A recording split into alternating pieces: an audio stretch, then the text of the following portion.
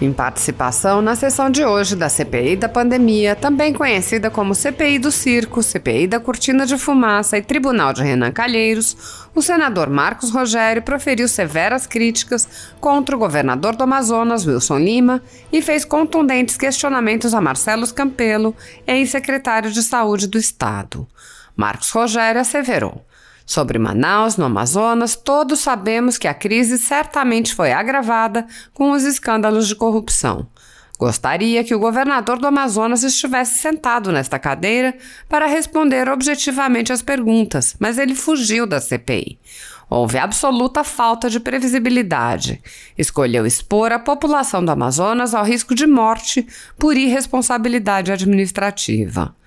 Dessa maneira, o parlamentar avaliou a gestão realizada pelo governo do Amazonas no enfrentamento da pandemia. Faltou planejamento. Houve um lapso temporal de falta de cobertura. É um crime contra a humanidade. É uma questão de lógica, é racional. As empresas que foram apontadas pela Polícia Federal como integrantes de esquemas fraudulentos, elas continuam operando em serviços para o estado do Amazonas ou foram afastadas e substituídas? Outro sim, o congressista questionou se o secretário se arrepende de alguma atitude ou teria feito algo de maneira diferente. Assista. Senador Marcos Rogério. Senhor presidente, senhoras e senhores senadores, senhor depoente. Senhor presidente,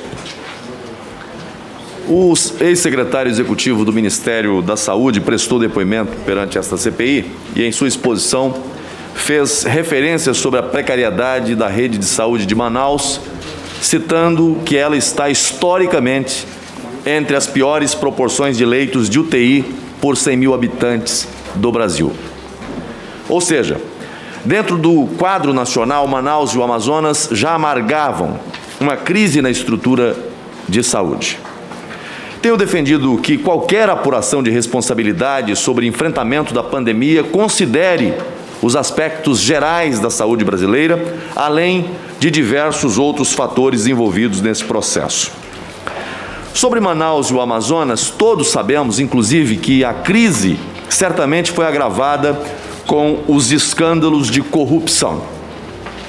Temos dados de agosto de 2019, por exemplo, portanto antes da pandemia da Covid, que mostram a saúde do Amazonas em crise, com hospitais públicos de todo o estado sofrendo com a falta de infraestrutura e de pessoal. Cito, por exemplo, quadro de superlotação no Hospital de Pronto-Socorro, 28 de agosto. Salas improvisadas, pacientes do lado de fora, em macas, outros sendo mandados de volta para casa. Existem diversos outros dados dos anos anteriores a 2019 mostrando a crise de saúde no Amazonas. Em 2017, o Conselho Regional de Medicina e a Defensoria Pública do Amazonas consideraram alarmante o quadro de saúde amazonense. O presidente do Conselho afirmou na ocasião que o serviço de urgência do Amazonas estava entre os piores do país. Faço estas observações justamente porque considero que o problema da saúde do Amazonas não pode ser considerado apenas levando-se em consideração o início do ano de 2021, como se costuma fazer. E aí pergunto, quando o senhor assumiu a Secretaria de Estado da Saúde do Amazonas, qual era a realidade dessa área da capital interior? De modo sucinto. Senador, a atenção primária no município de Manaus tem uma das piores coberturas do Brasil, né? Então, isso afeta muito, influencia muito na atenção de média e alta complexidade. Nas nossas portas de entrada nos nossos pronto-socorro, o senhor falou 28 de agosto aí, de 50% a 60% dos atendimentos que são realizados no 28 de agosto são atendimentos que deveriam estar sendo realizados na atenção primária. Que não existe. Um hospital que é muito deficitário. Agora, nessa gestão, que o município vai começar a trabalhar, está trabalhando em conjunto para poder resolver isso. Mas, historicamente, a atenção primária no município é muito deficitária, a cobertura muito baixa. Tanto, eu queria fazer um adendo, o senador falou sobre a letalidade.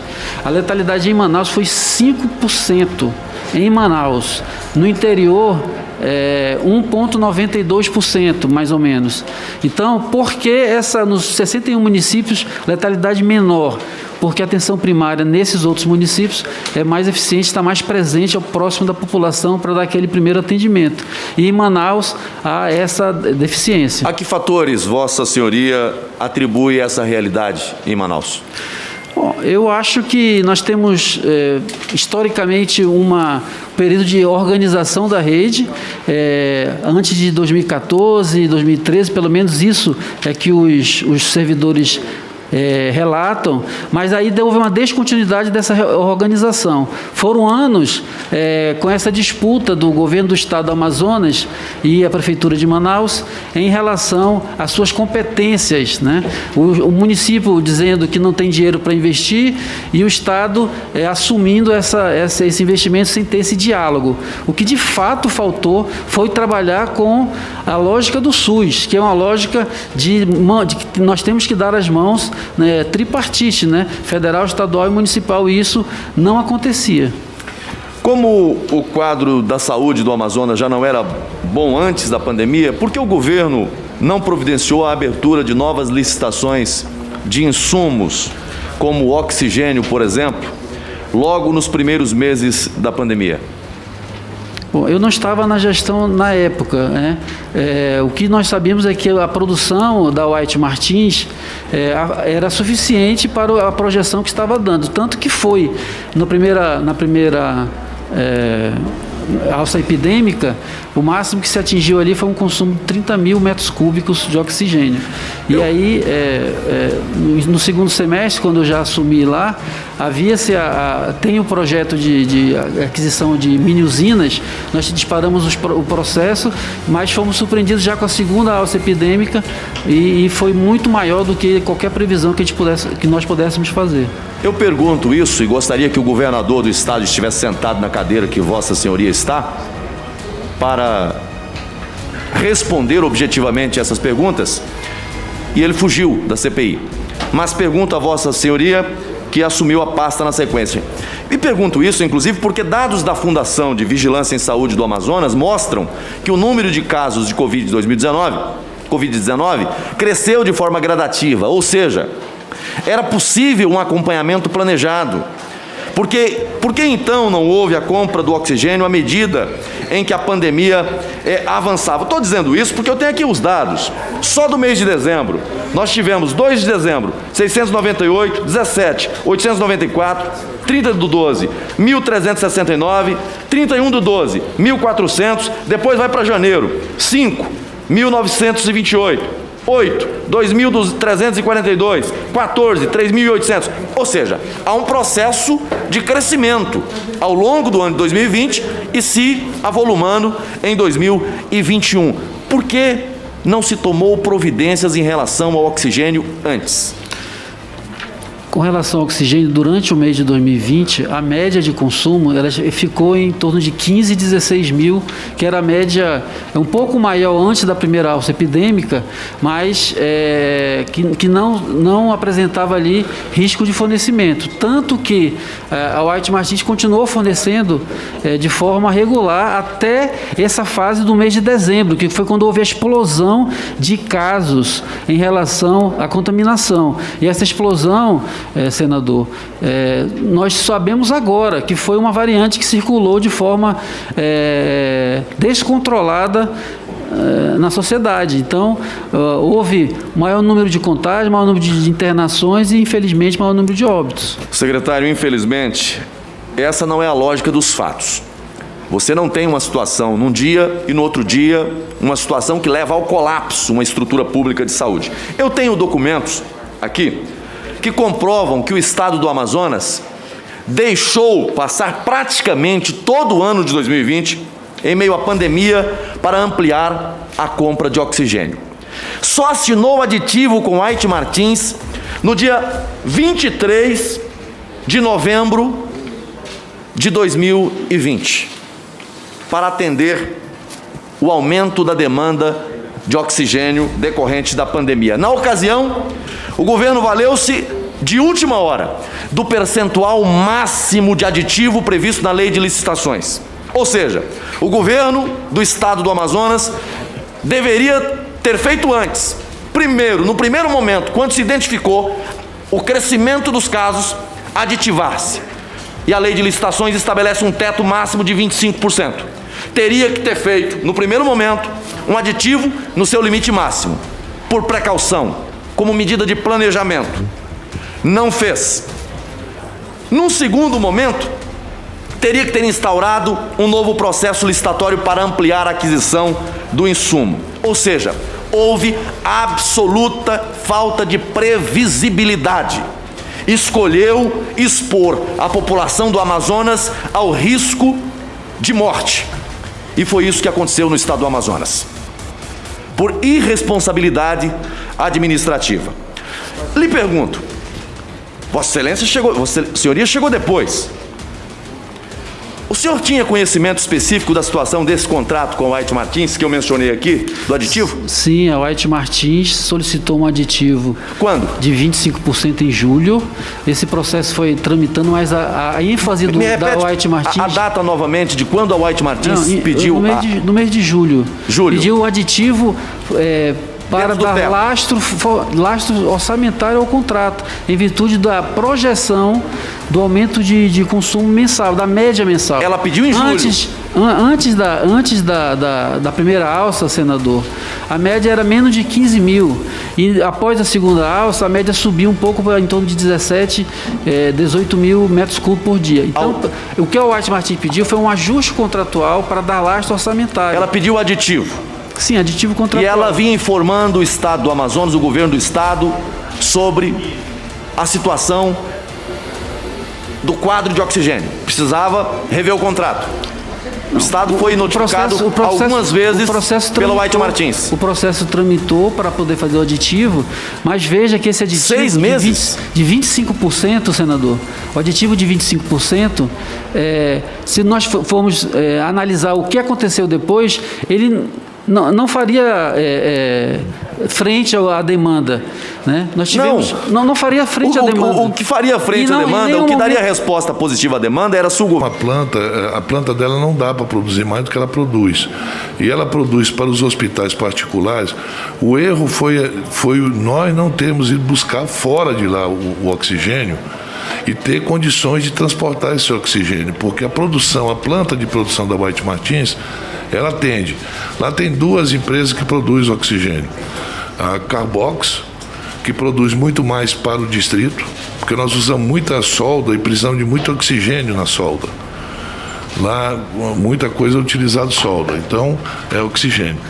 A produção dela, ela é limitada. Uma planta dela, eu acho que é 30 mil, 40 mil por dia. Era 28, aumentou para 36. É isso. Total deles. Então, a White Martins, sabendo que ela não tinha condições de produzir, e o Estado, sabendo do aumento, teriam que ter se preparado, se organizado e fazendo planejamento para trazer o oxigênio. Não dava para fazer outra fábrica ali naquele dia, mas trazer o oxigênio de fora dava. A empresa seria obrigada a cumprir o contrato. Indago a Vossa Senhoria, em que momento Vossa Senhoria assumiu o posto de secretário? Em que data? 1º de setembro. Discutiu com o governador esses aspectos? De oxigênio? Oxigênio? Não, esse tema oxigênio ele foi levado à baila durante esse processo do contrato do oxigênio, que eu assinei ele do aditivo em novembro, mas é uma questão apenas de regularidade contratual, de lastro orçamentário. Em nenhum momento a White Martins fez uma projeção que precisaria um volume do que foi necessário. Nem a White Martins sabia. No dia 7, e isso está em depoimento, inclusive no Ministério Público Federal deles, eles não tinham noção dessa demanda que secretário, o número de casos estava crescendo ainda em 2020, secretário. Não é verdade? Não é correto afirmar a essa CPI que o número de casos veio de uma hora para outra à estratosfera. Os casos vinham evoluindo ainda no mês de dezembro. Vossa Senhoria só tomou conhecimento de que estaria diante de um problema de oxigênio a partir de janeiro de 2021? É isso que quer dizer a CPI? A partir do contato da White Martins, que pediu a necessidade do apoio logístico para ajudar no transporte. Aí, porque nós estamos falando da White Martins, que é uma multinacional e que é a maior empresa e a melhor empresa que nós poderíamos ter lá no Amazonas para fornecer oxigênio. Tanto é verdade que era possível se antecipar com planejamento e resolver o problema, que quando veio a crise, o oxigênio chegou. O que faltou foi planejamento. Houve um lapso temporal ali de falta de cobertura, que é um crime contra a humanidade. Então, se tivesse apontado na fase certa o risco do problema, tivesse colocado no planejamento, nós não teríamos a situação que tivemos no estado do Amazonas. É uma questão de lógica, é racional. E eu queria passar para outros questionamentos aqui. Vossa Senhoria disse que fez primeiro contato com o ministro sobre a situação no dia 7, pedindo apoio logístico. Objetivamente, quando teve esse apoio? Com a chegada da primeira remessa de cilindros? Ela chegou no dia 8 à noite. Pediu dia 7, chegou dia 8. O senhor afirma que recebeu o documento da White Martins, alertando para a necessidade de apoio com oxigênio, tarde da noite do dia 7. 7 para 8. E que esse documento foi encaminhado ao Ministério da Saúde, no mesmo dia 7 para 8. Procede essa informação? Nós mandamos, por orientação do ministro Pazuello, para o Comando Militar solicitando esse apoio logístico. Não, eu estou falando aqui da comunicação com o documento que Vossa Senhoria recebeu da White Martins e disse aí que encaminhou ao ministro da Saúde esse documento. Eu estou pedindo a vossa e dando a Vossa Senhoria a oportunidade de buscar na memória o que de fato aconteceu, para que não paire dúvidas sobre a cronologia dos fatos. Recebeu o documento da White no dia 7 e encaminhou ao Ministério no próprio dia 7, foi isso? A White Martins encaminhou para nós, com cópia para o Ministério da Saúde, o pedido do apoio logístico. Vossa Senhoria disse que o Estado do Amazonas, que o governo do Estado, que a Secretaria de Saúde encaminhou o documento ao Ministério da Saúde. Estou perguntando se é esse o fato. Está aqui ou Vossa Excelência está refazendo o depoimento que deu na pergunta... Não, foi enviado, eu falei que foi enviado ao CMA, pedido por orientação do ministro Pazuello. Então, Vossa Senhoria... Ele falou mandar para a CMA para... Então, para Vossa Senhoria... o apoio logístico. Veja a contradição, senhor presidente. 15 segundos. O documento não foi encaminhado, então, ao Ministério da Saúde. Esse documento só chegou no Ministério da Saúde no dia 16 de janeiro. Vossa Excelência tem a contrafé desse documento enviado ao Ministério da Saúde antes dessa data? Porque disse que tinha enviado ao Ministério. Eu liguei para o ministro Pazuello, informei da situação e ele Vossa Senhoria já disse isso, está claro. Ligou no dia 7 e no dia 8 já teve a resposta efetiva do Ministério da Saúde. Sim. É isso? Sim. É porque a narrativa aqui é que parece que há uma eternidade entre o contato e a resposta do ministro. E quando a gente está diante dos fatos, verifica que não é bem assim. É simples, é por isso que eu estou reiterando nessa pergunta. Ele disse aqui, senador, que dia 8, dia 9 mandou correspondência, dia 10, dia 11. Foi isso? Isso. Ele disse que tinha mandado o documento no dia 7. Ele disse isso aqui. Mas agora já disse que não mandou. Ele fez contato no dia 7 com o ministro sobre o aspecto logístico. Sobre o aspecto logístico. E no dia 8 houve a resposta logística que o Estado do Amazonas solicitou. Eu pergunto, objetivamente, no que o município de Manaus participa da estrutura de saúde, especialmente em tempos de pandemia? Como é que é essa relação? Você disse agora há pouco, parece que é uma guerra política entre as competências de Estado e municípios. É isso que eu entendi? Isso. Quando eu assumi, havia essa dificuldade de diálogo com o município de Manaus. Hoje nós estamos abrindo esse diálogo, mas antes era difícil o diálogo. Quantas unidades do governo do Estado e quantas são do município na capital? Todas as unidades de saúde que foram trabalhadas na pandemia, todas eram, nessa segunda alça epidêmica, todas eram do governo do Amazonas. Não existia unidade da prefeitura, não tem um pronto-socorro, não tem uma UPA, não tem nenhuma atividade, somente unidade básica de saúde. Como se deu a indicação de Vossa Senhoria para o cargo de secretário de Estado da Saúde? Quem fez a sua indicação? Eu era secretário executivo, o governador me alçou a secretário, ele mesmo decidiu. Qual a relação de Vossa Senhoria com a senhora Alessandra Campelo? A Alessandra é deputada, hoje está como secretária, eu sou primo dela. Ela foi também a relatora do processo de impeachment contra o governador na Assembleia. Sim. Após esse relatório, Vossa Senhoria teria sido indicado secretário de Estado da Saúde. Foi isso? Não tem relação uma coisa com a outra. A minha vida profissional ao longo do tempo justifica a minha contratação. Vossa Senhoria não há nenhuma relação, não há indicação por parte da parlamentar como medida de compensação. Eu já trabalhava, relatório. Eu já era da estrutura do governo, eu já era secretário de infraestrutura, como eu falei. Então não tinha nenhum tipo de relação de relação ou de acordo em relação a isso. Eu estou fazendo esse questionamento porque no bojo da investigação da Polícia Federal, o nome dela aparece e inclusive o nome também de Vossa Senhoria. Aqui eu tenho todos os dados, não estou repassando na CPI em razão do tempo para não cansar os senadores, mas há um conjunto de fatos narrados aqui, acusações gravíssimas contra ela e contra Vossa Senhoria. Qual o critério Vossa Excelência atribui para a escolha do governador, do seu nome para o cargo de secretário?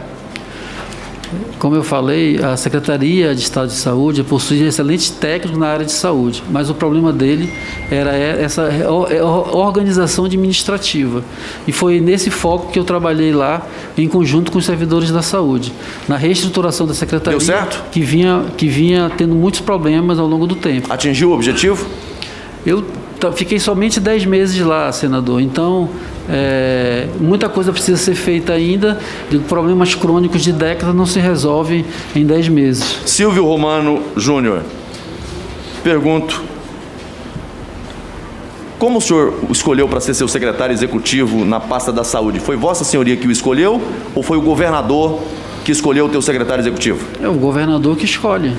O seu secretário aleatoriamente? Não, o doutor Silvio Romano ele já fazia parte da estrutura da saúde. Ele era diretor de um hospital pronto-socorro João Lúcio. Na época, quando eu cheguei lá, ele já trabalhava nessa área. Essa escolha se deu por critério técnico ou critério político? De qual? A escolha do secretário executivo. Quem escolheu foi o governador. E certamente pela experiência que o doutor Silvio já possui, por ter sido diretor de hospital e por ser o secretário executivo de controle interno. Ele está interino no cargo. Vossa Senhoria teria negócios com o senhor Silvio Romano Júnior? Não tenho negócio com o Silvio. Hoje não tenho negócio nenhum com o Silvio.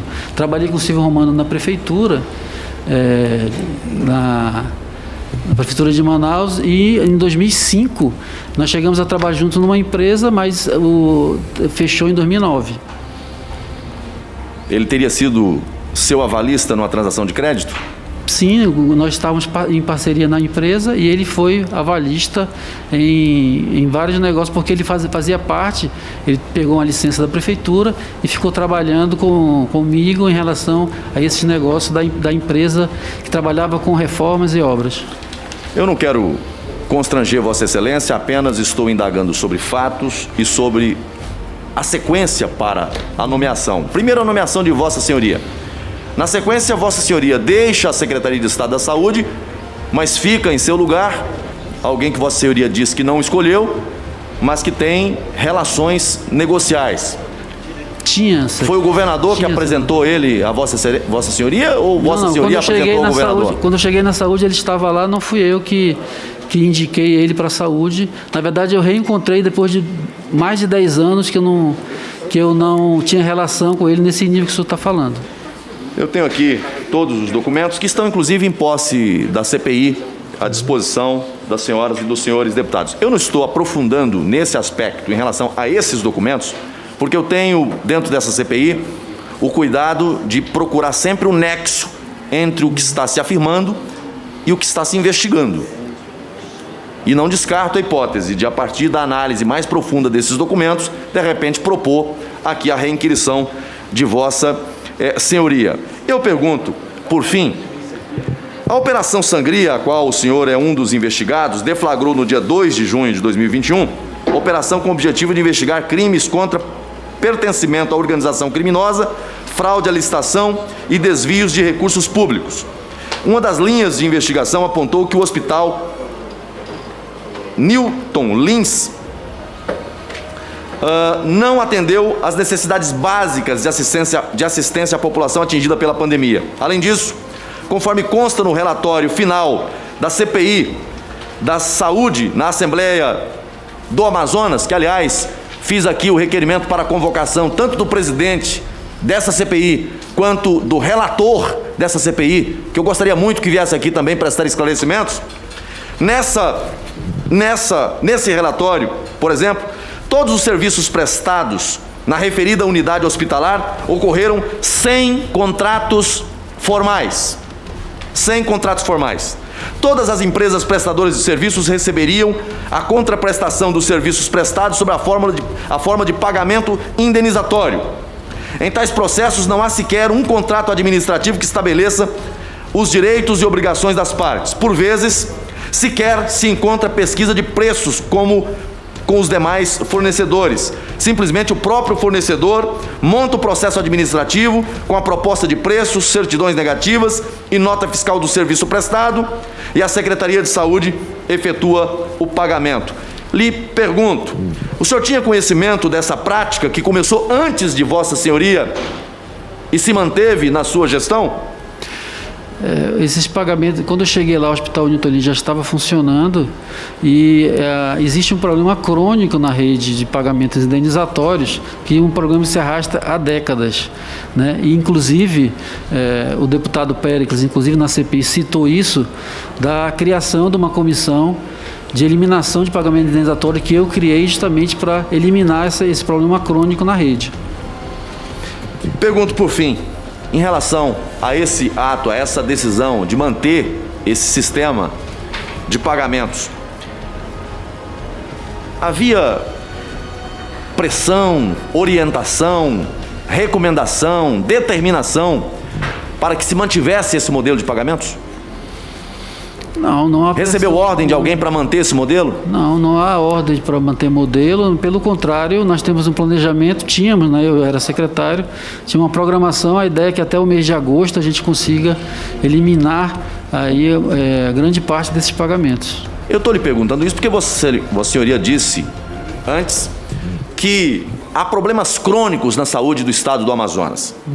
E aí eu pergunto se havia ou se há resistência e interferência política para acabar com alguns desses graves problemas que existem na Secretaria de Estado da Saúde do Amazonas. Vossa Senhoria enfrentou esse tipo de resistência? Presidente, qual é o tempo mesmo, presidente?